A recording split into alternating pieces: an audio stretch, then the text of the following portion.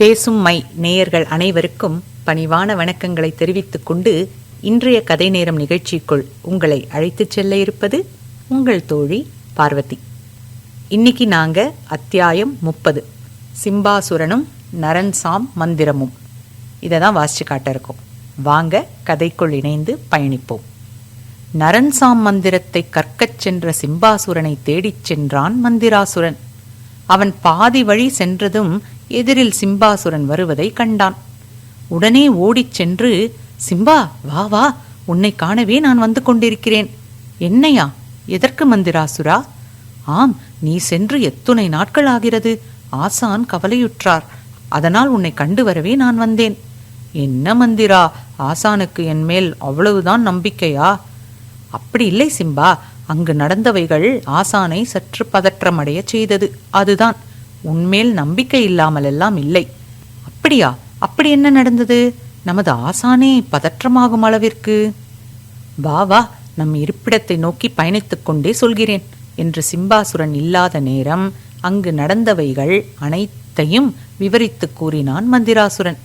அதை கேட்டதும் சிம்பாசுரன், ஓ, இவ்வளவு நடந்துள்ளதா? ஆம் சிம்பா. சரி, நீ சென்ற காரியம் என்னவாயிற்று? அது மந்திரா. என்ன சிம்பா, திடீர் தடுமாற்றம்? அது முழுமையடையவில்லை மந்திரா. புரியவில்லையே, விளக்க முடியுமா? எனது தவத்தால் அந்த ஈசனை காண முடிந்தது. அவரிடம் நரன்சாம் மந்திரத்தையும் வரமாக பெற முடிந்தது. பலே சிம்பா, பலே. பின் ஏன் முழுமையடையவில்லை என்றாய்? அதுதான் மந்திரத்தை கற்றுக்கொண்டு விட்டாயே.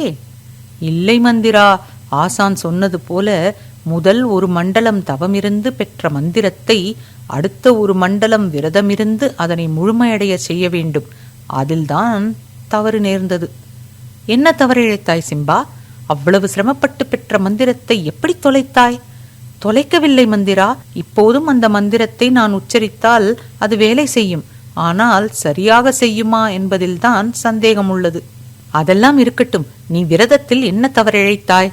அது நான் கடும் விரதம் மேற்கொண்டு அந்த மந்திரத்தை உச்சரித்து அதனை என்னுள் உருவேற்றிக் கொண்டிருந்த சமயம் எனது மந்தாகிஷி அங்கு வந்தது போல இருக்க நான் சிறிது நேரம் மயக்கமானதில் எனது விரதம் கலைந்து போனது. மந்தாகிஷி எங்கிருந்து அங்கு வந்தாள்? அதுதான் எனக்கும் புரியவே இல்லை மந்திராசுரா. எனது மந்தாகிஷி மயக்கத்திலிருந்து நான் விடுபட்டதும் ஓர் அசரீரி கேட்டது. அது என்னிடம் நான் அந்த விரதத்திற்கு தகுதியானவன் இல்லை என்றும் உடனே அங்கிருந்து புறப்படும்படியும் கூறியது.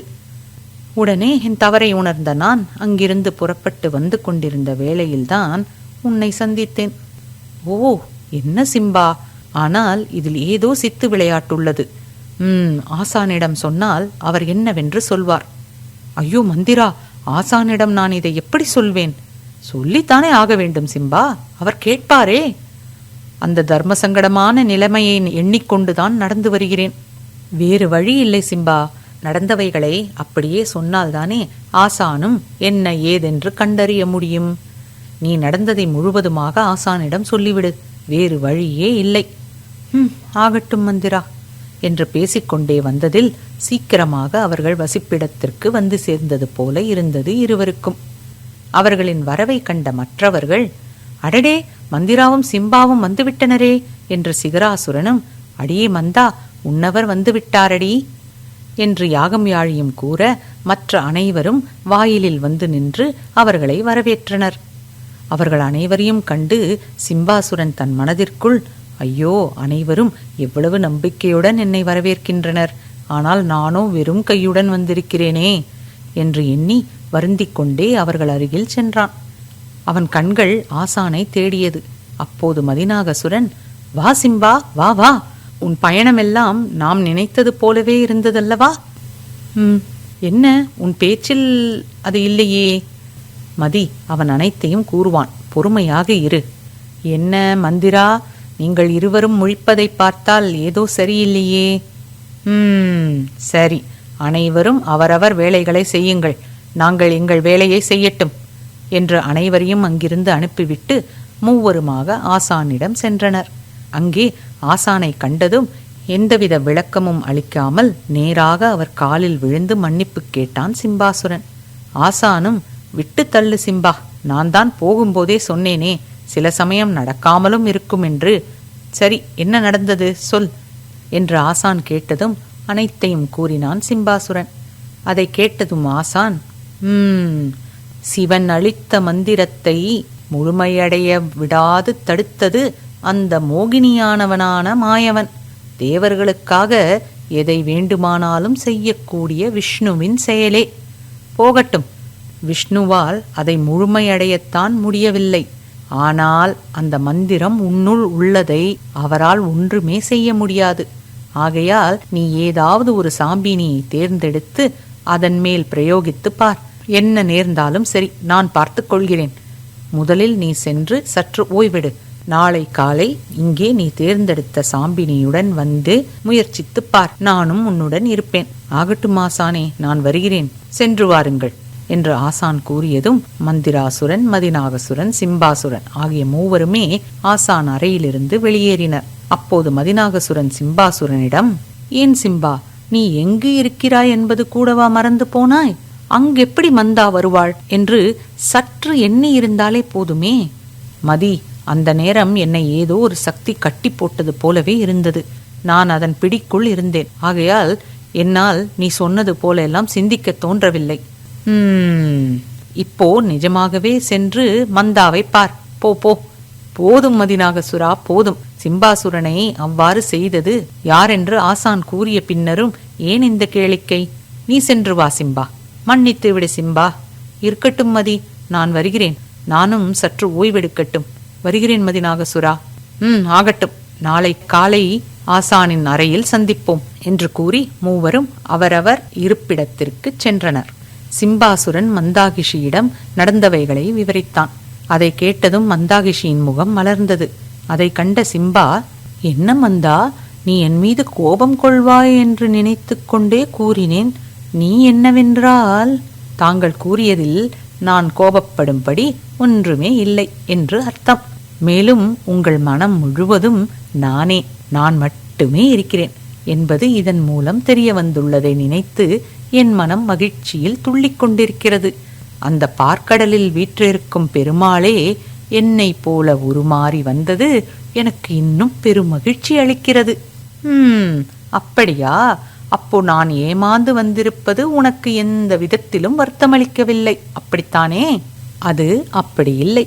எந்த பெண்ணிற்கும் அவள் அசுர குலத்தவளோ இல்லை நரன் குலத்தவளோ இல்லை தேவலோகத்தவளோ எவராக இருந்தாலும் தன்னவர் தனது நினைப்பில்தான் எப்போதும் இருக்கிறார் என்பது தெரிய வந்தால் அது அவளுக்கு பெருமகிழ்ச்சியை தான் தரும். மற்றது எதுவுமே அவள் மனதில் நிற்காது. அந்த நிலையில்தான் இப்போது நானும் உள்ளேன். தன்னை மகிழ்ச்சியில் ஆழ்த்திய சிம்பாசுரனை மகிழ்வித்தாள் மந்தாகிஷி. மறுநாள் விடிந்தது. மந்திராசுரன், மதிநாகசுரன் இருவரும் ஆசானின் அறையில் இருந்தனர். ஆசான் இருவரிடமும் சிம்பாசுரன் வந்ததும் தன்னை வந்து அழைக்கும்படி சொல்லிவிட்டு சென்றார். சிம்பாசுரனின் வரவுக்காக காத்திருந்தனர் மந்திராசுரனும் மதிநாகசுரனும். சிம்பாசுரன் வருவதற்கு சற்று தாமதமானது. அவன் உள்ளே நுழைந்ததும், வெகு நேரமாக காத்திருக்கின்றீர்களா? தாமதமானதற்கு மன்னிக்கவும். மந்தாகிஷி பிம்பத்தை பார்த்தே மயக்கமானவன் தன் அருகிலேயே இருந்தால் இப்படித்தான் தாமதமாகும் என்பது நாங்கள் அறிந்ததே சிம்பா. இதற்கு ஏன் மன்னிப்பெல்லாம் கேட்கிறாய்? பார்த்தாயா மந்திராசுரா, இந்த மதியை என்னை கேலி செய்வதிலேதான் என்ன ஒரு ஆனந்தம். சரி, ஆசான் வந்தாரா? அவர் வந்து உன்னை காணாது நீ வந்ததும் அழைக்கச் சொல்லிவிட்டு மீண்டும் உள்ளே சென்று விட்டார். இதோ நான் போய் அழைத்து வருகிறேன். இப்போது சற்று நேரம் நீ காத்திரு சிம்பா என்று கூறிவிட்டு ஆசானை அழைத்து வரச் சென்றான் மதிநாகசுரன். அப்போது சிம்பாசுரன், மந்திராசுரா, இந்த மதி என்னை விடப்போவதில்லை. இதை வைத்தே என்னை ஒரு வழி பண்ண போகிறான். எத்தனை நாட்கள் இதையே சொல்லிக் கொண்டிருக்கப் போகிறான்? விடு சிம்பா. ஆசானும் மதிநாகசுரனும் வந்தனர். ஆசான் சிம்பாசுரனை பார்த்து, சிம்பா, எங்கே நீ பரிசோதித்து பார்க்க போகும் சாம்பினி? அதை வெளியே நிற்கும்படி சொல்லிவிட்டு வந்திருக்கிறேன் ஆசானே. உள்ளே அழைத்து வா என்று அவர் சொன்னதும் சிம்பாசுரன் சென்று சாம்பினியை அழைத்து வந்தான். அதை ஓரிடத்தில் நிற்கச் சொல்லிவிட்டு தனது நரன்சாம் மந்திரத்தை உச்சாரணம் செய்ய துவங்க முயற்சிக்கும் போது மதிநாகசுரன் குறுக்கிட்டு, இரு சிம்பா, சற்று பொறு. ஆசானே, தாங்கள் சற்று அங்கிருந்து 10 அடி விலகி நில்லுங்கள். மந்திராசுரா, நீயும் தான். நம்ம சிம்பா கற்றுக்கொண்டு வந்துள்ள அரைகுறை மந்திரம் என்ன செய்யும் என்று நமக்கு தெரியாதல்லவா? அதனால் நமது நலனுக்காக சொல்கிறேன், அவ்வளவுதான். மதிநாகசுரா, போதும் உன் கிண்டலும் கேலியும், நிறுத்திக்கொள். சிம்பாசுரா, ஆகட்டும் என்று ஆசான் சொன்னதும் தனது பேச்சை நிறுத்தி கொண்டான் மதிநாகசுரன்.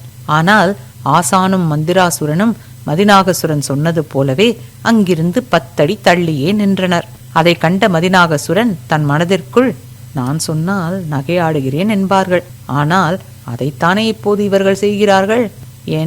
என்னை போல சொல்லாமல் செய்கிறார்கள், அவ்வளவுதான் என்று மனதிற்குள் சிரிப்பதாக எண்ணிக்கொண்டு கொஞ்சம் சத்தமாக சிரித்துவிட, உடனே ஆசான் அவனை பார்த்து முறைத்தார். வந்த சிரிப்பை அடக்கிக் கொள்ள முடியாமல் தவித்துக் கொண்டே நின்றிருந்தான் மதிநாகசுரன். இதற்கிடையில் சிம்பாசுரன் அவன் கற்ற நரன்சாம் மந்திரத்தை உச்சாடனம் செய்து கொண்டிருந்தான். அந்த சாம்பினியும் சிம்பாசுரன் நிற்க வைத்த இடத்தில் அப்படியே நின்று கொண்டிருந்தது. சற்று நேரமானது. அப்போது மதிநாகசுரன் மெல்ல நகர்ந்து மந்திராசுரன் அருகில் சென்று அவன் காதில், மந்திரா, இது பலிக்கும் என்ற நம்பிக்கை எனக்கில்லை, உனக்கு இருக்கிறதா? பேசாமல் கவனிமதி, ஆசானின் கோபத்திற்கு ஆளாகாதே. இருவரின் முணுமுணுப்பை கேட்ட ஆசான் திரும்பி இருவரையும் பார்த்தார். ஆனால் அப்படி எதுவுமே பேசிக்கொள்ளாதது போல நின்றிருந்தனர் மதிநாகசுரனும் மந்திராசுரனும். பின் மீண்டும் சிம்பாசுரனை பார்க்கலானார். நேரம் சற்று கடந்தது. சிம்பாசுரன் 108வது முறை நரன்சாம் மந்திரத்தை உச்சாடனம் செய்து 108வது மலரை சாம்பினி மீது போட்டான். 108வது மலர் தன் மீது விழுந்ததும் அதை எடுத்தது. அதன் பின் நடந்ததை பார்த்த மதிநாகசுரனும் மந்திராசுரனும் வாயடைத்து விழிகளில் எந்த அசைவுமின்றி உறைந்து போய் நின்றனர். இதுதாங்க அத்தியாயம் 30. சிம்பாசுரனும் நரன்சாம் மந்திரமும். நரன்சாம் மந்திரத்தை கற்றுவரச் சென்ற சிம்பாசுரன் அதை முழுவதுமாக கற்றுவராத போதிலும் அதை ஆசான் அவர் முன் ஒரு சாம்பினியின் மீது பிரயோகித்து காட்ட ஏன் சொன்னார்? அப்படி சிம்பாசுரன் பிரயோகித்த பின் அந்த சாம்பினி என்னவானது? அதை கண்டு ஏன் மதிநாகசுரனும் மந்திராசுரனும் வாயடைத்து நின்றனர் என்பதையெல்லாம் தெரிந்து கொள்ள காத்திருக்கவும் என்று பணிவன்புடன் உங்கள் அனைவரையும் கேட்டுக்கொண்டு இப்போது உங்களிடமிருந்து விடை பெறுவது உங்கள் தோழி பார்வதி. நன்றி, வணக்கம்.